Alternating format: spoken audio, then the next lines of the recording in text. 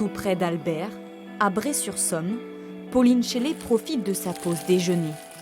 Ce midi, cette employée de mairie cuisine un repas simple avec peu de matière grasse. Une routine alimentaire qu'elle s'efforce d'appliquer au quotidien, une manière de prendre soin de sa santé. On peut rencontrer des problèmes de constipation, donc ça peut être gênant. Donc le mieux c'est d'essayer de manger sainement. Et quand on fait des excès, On le paye le lendemain. Pauline est atteinte d'endométriose, une maladie gynécologique qui s'est réveillée à l'arrêt de sa pilule. Pourtant, le diagnostic a été tardif. Il a fallu attendre 2 ans avant qu'on mette un nom sur mon souci, sur le souci que j'ai actuellement de l'endométriose. Et c'est un réel manque d'information des médecins traitants. Bien cuit tes œufs. t'as vu ça? Bien. Qu'est-ce qu'on vous disait avant? Vous faisiez part de vos douleurs? Oui, donc c'était c'est normal. Vous avez arrêté votre moyen de contraception, vos règles sont douloureuses et c'est tout. Avec son amie Vanessa, elle aussi malade, elle échange régulièrement. En France, une femme sur 10 qui a ses règles serait atteinte d'endométriose. J'ai repris le sport moi à la maison et c'est 1 fois par semaine.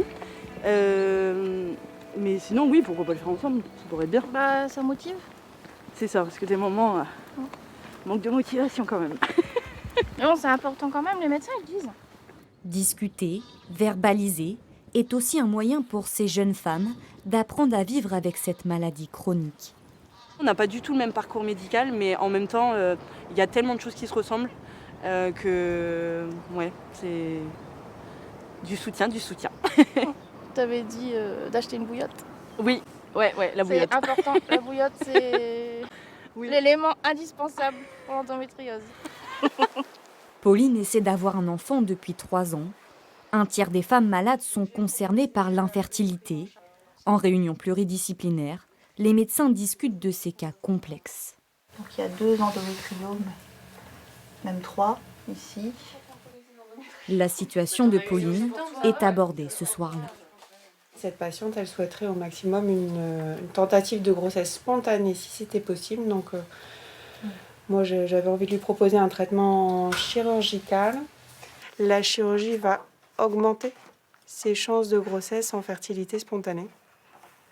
Et la patiente est symptomatique de son endométriose, donc ça va permettre de réduire ses douleurs. Donc le bénéfice est double. Quelques jours plus tard, la jeune femme de 33 ans est reçue par sa gynécologue. On va aller vider les petits kystes d'endométriose au niveau des 2 ovaires et on va aller retirer toutes les lésions d'endométriose, donc au niveau du torus. Une date d'opération est programmée fin avril. Un soulagement pour Pauline. C'était mon souhait d'essayer de réparer tout ça. Donc oui, je suis optimiste et je suis contente. Donc on croise les doigts maintenant pour la suite. Un sourire qui en dit long.